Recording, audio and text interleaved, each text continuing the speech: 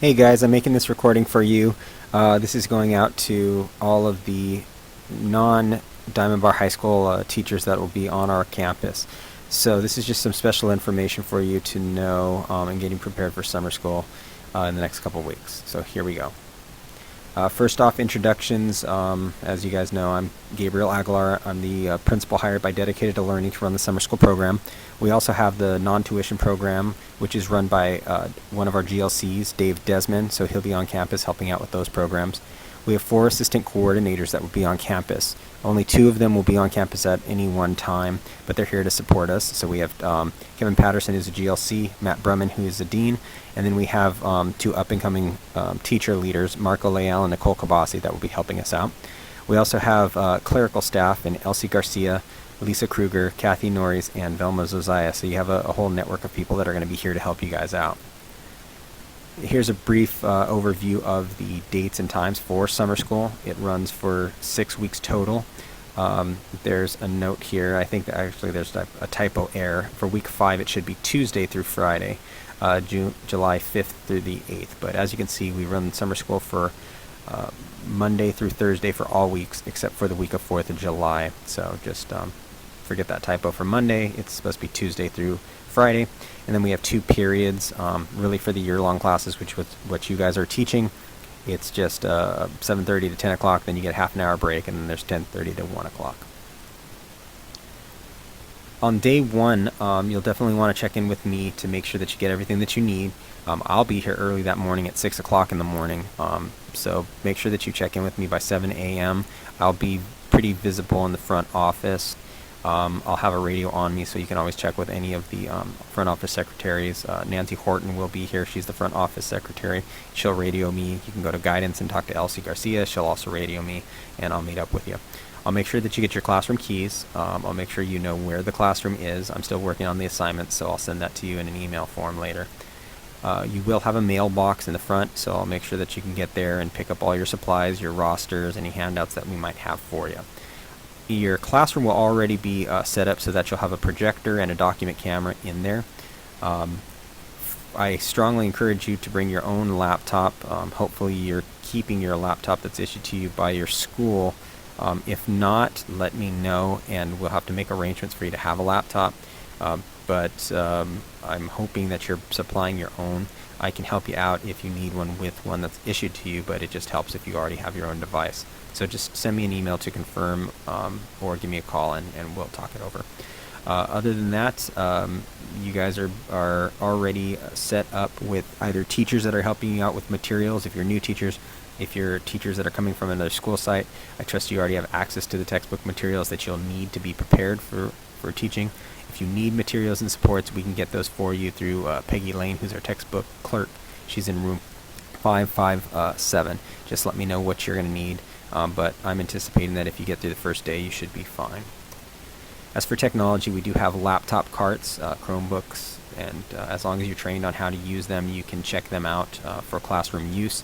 We actually deliver them, so you sign up through Elsie Garcia and get on the schedule, and we can deliver those to your classrooms, and we'll pick them up before the end of the day as well. We do have 2 computer labs. They're dedicated computer labs where you can actually take your kids to, and that's room 405 and room 574. So they've got roughly 40 computers in each of those labs, so there's a couple options for you for using technology. As far as photocopying, we're going to be using the photocopy machines in the front office. There are copy codes. Since you're visiting teachers, you'll be issued a copy code, and you'll be sent that via email. Generally, it's your first initial and the first few letters of your last name, and then it's a 4-digit number. So keep an eye out on your email, and I'll send that to you. I'll show you how to use them if you need assistance on that. We do have a copy quota of 5,000 copies, but whatever you need, we're going to supply you with that. But try to keep your copies in line as best as possible. As far as the gradebook is concerned, because you guys are visiting and non-Diamond Bar High School teachers, it's a little bit glitchy. I'm working with the district office to try and see if we can get you guys set up, especially those of you that are Walnut Valley teachers, so that way you can just use your logins and be able to access it. If we can't get that set up, though, that you'll have to rely on a an old school paper trail for grade booking and things of that nature, but we're working on it right now to try and make sure that you have access to the Aries grade book, especially, as I said, if you are a Walnut Valley staff member. I will have some hard copies available, printouts for you, so that we can hand record grades, things of that nature, just using the paperwork that we do have. During summer school, we don't typically have Parent Portal open, so if there is a change and the district office opens the Parent Portal for parents to be able to view their students' progress, I'll let you know, but for the most part, we don't use that. During the first week of school, we have a couple of procedures that you'll need to be aware of. First is student textbook checkout. We have an assigned time for you, so you can see the schedule is posted right here, where you take your students over to the textbook room, which is in room 557. Please encourage your students to bring their IDs. We'll actually send an email out the week before summer school telling students that they should bring their IDs to campus with them, which will help with textbook checkouts. So just remind them to bring their IDs if they have them. If they don't have them, it's not a big deal. It just it takes more time for us to key it in, so that's why we ask for it. The time is already scheduled here, as you can see.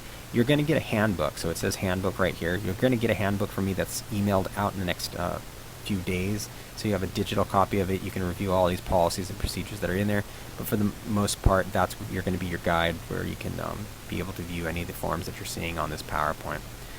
Contact Peggy Lane if you have any questions about textbooks. She's in extension 33557. That's room 557. Student attendance is something that you'll have to take track of. You'll have paperwork to do that. You'll have to manually record everything. We don't take attendance in the Aries system during summer. It's all hand recorded.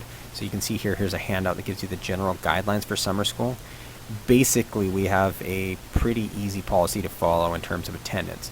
You're allowed one absence per 3-week session. The only exception that we make is sometimes we have kids that go off to trips or things of that nature that's school related. We'll let them use 2 absences in a row, and then they can't be absent anymore for the rest of the summer. If they're absent a third time, they're dropped from the class with no credit. As for tardies, you'll see the tardy policy is outlined. The first tardy, it's a teacher warning. Make sure you document it. Let the student know that they received a tardy. On a second tardy, you send them up to the guidance office. We counsel them, and we have a paper trail that started, and we contact their parents. The same policy is followed for the third tardy. On the fourth tardy, the student is dropped. We're pretty strict on this attendance policy for summer because we just don't have the time to deal with it.